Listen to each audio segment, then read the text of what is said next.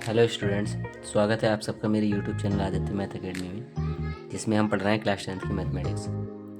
और इसमें हमने पिछली वीडियो में चैप्टर नंबर 4 की पहली एक्सरसाइज कंप्लीट कर ली थी। और इसकी दूसरी एक्सरसाइज करने से पहले हम ये जानेंगे कि गुणनखंड विधि के द्वारा द्विघात समीकरणों को किस प्रकार से सॉल्व किया जाता है। तो इसके कुछ स्टेप होते हैं गुणनखंड विधि के कि किस प्रकार से इन्हें सॉल्व किया जाता है। तो वो स्टेप को हम यहाँ ध्यान रखते हैं क्या करना होता है। तो इसका पहला स्टेप ये होता है कि सबसे पहले समीकरण जो हमें द्विघात समीकरण दी जाती है ax² + bx + c = 0, ये हमें द्विघात समीकरण दी जाएगी। इसमें सबसे पहले क्या करेंगे, a और c जो भी हमें कोफिशिएंट दिया जाएगा उसकी मल्टीप्लाई करेंगे हम, और मल्टीप्लाई करने के बाद में हमारे लिए उनका गुणनफल मिल जाएगा इस AC के रूप में। तो उसके बाद क्या करेंगे, स्टेप नंबर 2 में हम क्या करेंगे, जो हमें गुणनफल प्राप्त होगा AC उसको ऐसी दो संख्याओं के रूप में लिखते हैं जिनका गुणनफल AC हो जबकि योगफल या अंतर B का मान हो। ठीक है, कहने का मतलब ये है जो हमें AC गुणनफल मिलेगा तो उस गुणनफल को ऐसी दो संख्याओं के रूप में हम लिखेंगे जिनका गुणा करें तब तो AC ही आए, लेकिन उन्हीं को जोड़ने पर या घटाने पर B की वैल्यू आनी चाहिए।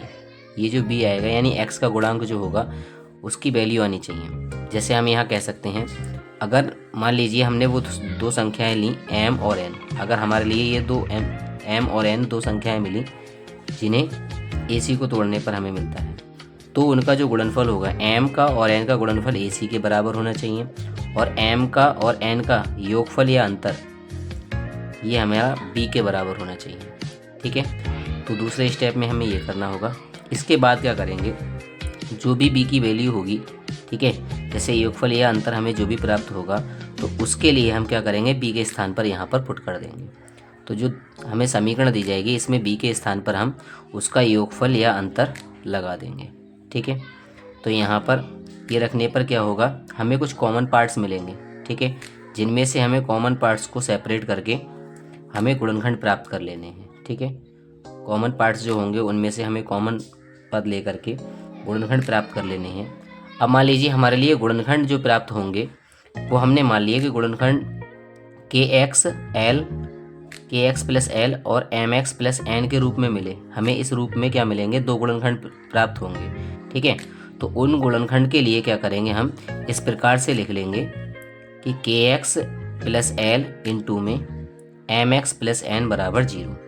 तो जो हमें दो गुणनखंड प्राप्त होंगे इनके, उन दोनों गुणनखंडों को इस प्रकार से लिखा जाएगा। फिर इसके बाद स्टेप नंबर 4 में क्या करेंगे, स्टेप नंबर 4 में ये जो हमें गुणनखंड प्राप्त होंगे उनके लिए हम 0 के इक्वल रखेंगे। प्रत्येक गुणनखंड को हम क्या करेंगे, 0 के इक्वल रखेंगे। तो हमें इसमें क्या करना होगा, प्रत्येक गुणनखंड को 0 के बराबर रखकर x के मूल ज्ञात कर लेते हैं।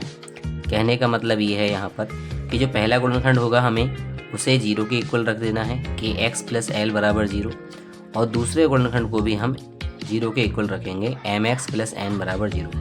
तब हमें यहाँ से x की वैल्यू, एक वैल्यू हमें यहाँ से प्राप्त होगी, दूसरी वैल्यू हमें यहाँ से प्राप्त होगी, और ये दोनों वैल्यू ही x के मूल कहलाएंगे, यानी जो द्विघात समीकरण होगी उसके मूल कहलाएंगे। तब हम यहाँ पर कह सकते हैं कि अतः द्विघात समीकरण के मूल -l/k तथा -n/m होंगे। ठीक है, तो इस प्रकार से हम इनके मूल ज्ञात कर सकते हैं, अर्थात x की वैल्यू निकालना ही हमारा उद्देश्य होगा यहाँ पर, और जो भी x की दो वैल्यू आएंगी निकल करके वो ही समीकरण के मूल कहलाते हैं। ठीक है, तो इस विधि के लिए हम अच्छे से समझने के लिए एक एग्जाम्पल सॉल्व करते हैं।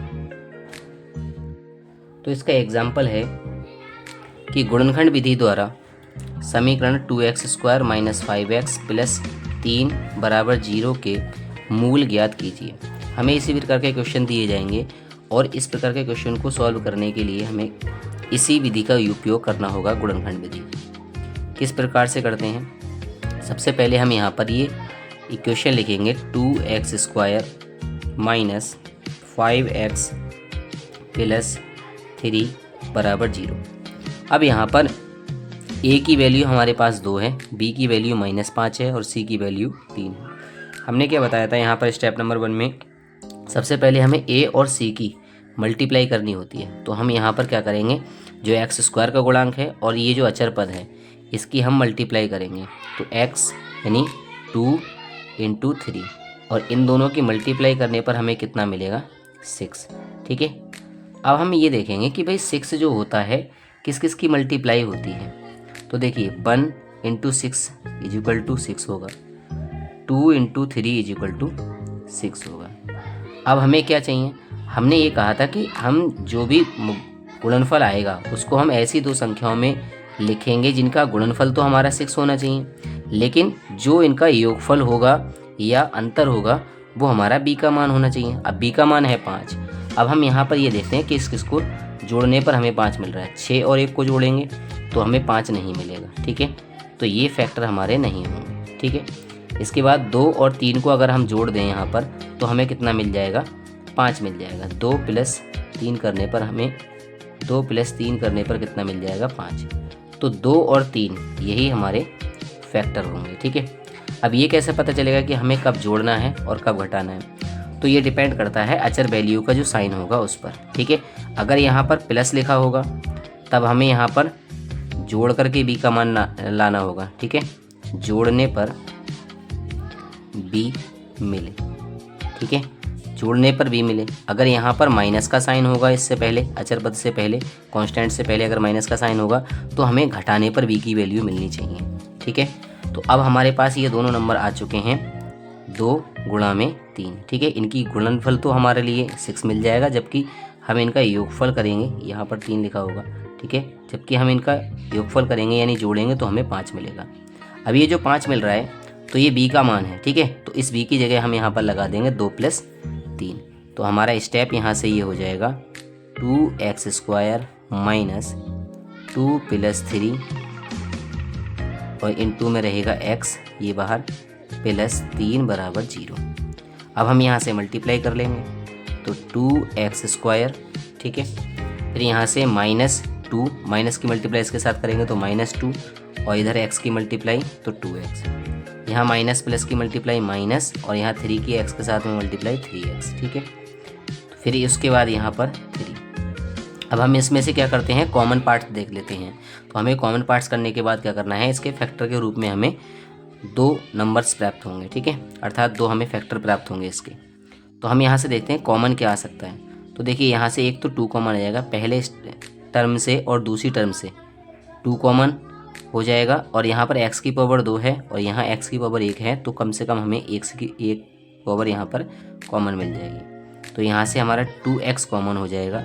अब जब 2x यहाँ से कॉमन हो जाएगा तो 2 तो हम कॉमन ले चुके हैं, x की 1 पावर कॉमन ले चुके हैं, तो यहाँ से x की ओनली 1 पावर बचेगी। माइनस यहाँ से 2x को हमने कॉमन ले लिया, तो अब हमारे यहाँ पर क्या बचा, यहाँ पर बचा हमारे पास मल्टीप्लाई में 1, तो x - 1 यहाँ से कॉमन रहेगा। ठीक है, इसके बाद इन दोनों स्टेप से कॉमन लेंगे हम।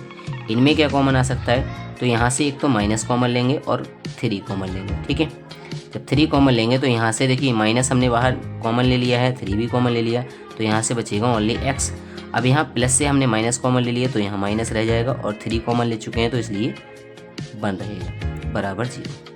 अब हमारे पास एक टर्म ये बन गई, दूसरी टर्म ये बन गई। अब इन दोनों टर्म से हमें क्या कॉमन मिल सकता है, x - 1।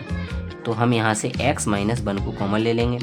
जब x - 1 को यहाँ से कॉमन ले लेंगे तो हमें यहाँ से प्राप्त होगा 2x, और x - 1 को जब यहाँ से कॉमन ले लिया है हमने तो यहाँ से बचेगा -3। तो इस प्रकार से हमें ये 2 नंबर प्राप्त हो जाते हैं और ये इसके फैक्टर आ गए। ठीक है, इस द्विघात समीकरण के फैक्टर आ चुके हैं। उसके बाद हमने स्टेप नंबर 4 में क्या बताया था कि भाई स्टेप नंबर 4 में ये बताया था कि जो फैक्टर आएंगे उनको हमें 1/1 क्या करना है, 0 के इक्वल रखना है। 0 के इक्वल रखने का कारण ये होता है, देखिए x - 1 इंटू में 2x - 3 का मल्टीप्लिकेशन जो है वो 0 है। तो इसका मतलब ये होता है कि या तो x - 1 0 के बराबर होगा या 2x - 3 जो होगा वो 0 के बराबर होगा, तभी इन दोनों की गुणनफल क्या आ रहा है, 0 आ रहा है। इसका मतलब ये हो गया।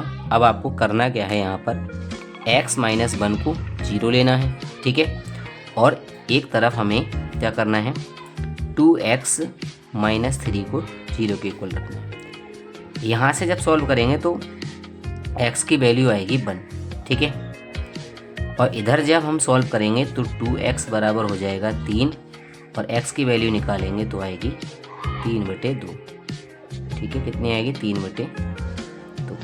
तो हमें x की इस तरीके से 2 वैल्यू यहाँ पर प्राप्त हो जाती हैं। तो ये जो x की 2 वैल्यू हमें प्राप्त हुई हैं यही इस समीकरण के मूल कहलाएंगे।